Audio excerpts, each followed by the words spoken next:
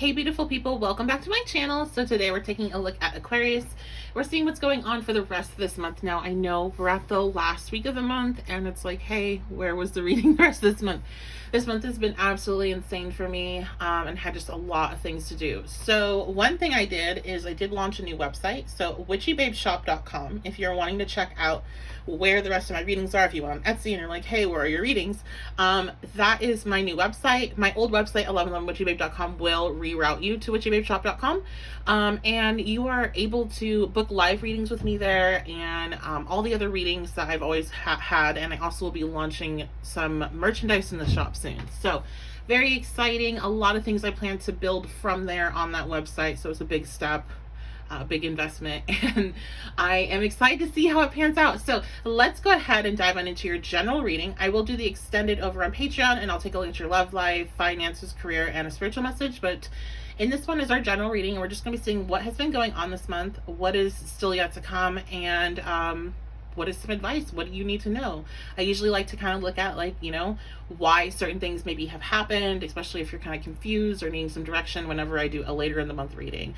And because of that, I will be releasing your June reading right away. So you guys will be the first to get that. And you should be able to probably check that out right now. That's going to be available at the same time. If you're a patron or if you are seeing this when it's on YouTube, patrons get early access. So join me on Patreon. Okay. Let's go ahead and dive on in to your reading and see what's been going on this month for Aquarius. Now, reminder, placements, Sun, Moon, Rising, Mercury, Venus, Mars. Aquarius. Ooh, the Lovers. I'm hearing balance. Balance.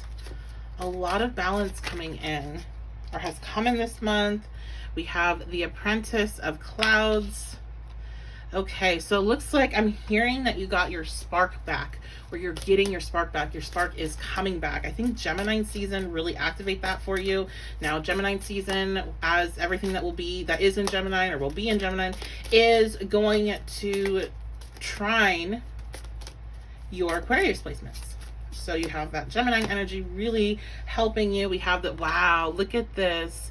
So this looks like a month that is going to end up being really, really positive for you. A lot of feeling very good, feeling victorious, feeling like you've accomplished something is what I'm getting from that Six of Lightning. We have the Empress released. Huh, interesting. The Empress, I'm sorry, that's Temperance. I thought this was the Empress. Temperance reversed. Okay. Let's, oh, okay.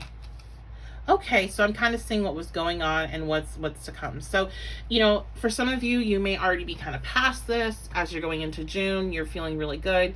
Others, maybe you're still not feeling that great. And so this message will be for you. You guys, you were coming from a space where there was a lot of healing that was needed. There was a lot of things that you're needing to address internally. And not just that, like, I think you all have been really pulled back from others. Like, you've just been pulled back from life itself. And it's time, basically. Like, it's time for that to shift. I think that's really, because with Aquarius readings, I always see this as a reflective of what's going on in the collective as well. And you know, I saw that in November 2019 before COVID hit. I was seeing something happening in March with Aquarius readings, and so it's always been that thing where it's really reflective of the collective. So if you can just take a look at, I guess I should be careful because I always get like not demonetized, but I get I have to watch with that C word. Anyway, with all of this, basically, it's time to find your spark again, find your creativity, find the things that excite you. It's time to go back out into the world. It's time to connect with other people again. You were in need of deep healing and you've already gone through that process. You've gone through the soul seeking, you've done the deep dive, and it's time now to take all of that work that you've done and go out into the collective, go out into the world again and share it with others and express yourself and live life. That's what I'm seeing. So as we go into June, that's going to be incredibly important to remember is like, hey, it's time to go back to being around other people.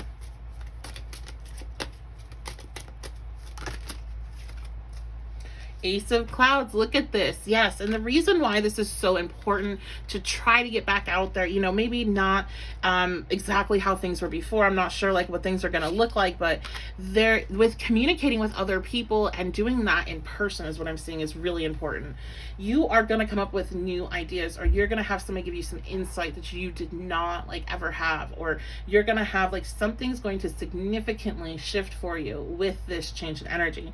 Now, this is not saying, oh, you have to get this done by the end of the month, or this is, something that's happening in June. Like, this is just what the energy is leading you to. So you might be feeling that pull of like, I want to go back there, I want to go have new experiences, I want to go be around people again, I want to go do all these things. And you're definitely being called to listen to that calling and to go there, because it's not just about, okay, let's get back to normal, or like, I'm in a slump, I want to go have some fun. It's like there's an idea within you that has yet to be found, that has yet to be discovered by you, and somebody else is going to bring that out, and it's going to be so beneficial to what you're wanting to do with your personal growth. This could be about your love life, this could be about finances, career, this could be about your spiritual development, so many different things. But it's so like, hey, you need to listen to that calling. So I feel like Aquarius placements, if you're feeling called to something, to somewhere, to do something, you really are needing to listen to that calling, because there's something waiting for you there. That's why you're feeling it so strong. And my back is getting super hot right now. Oh my goodness.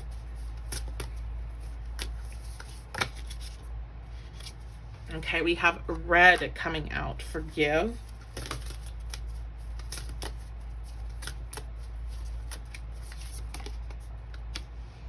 Dragon, slay them all.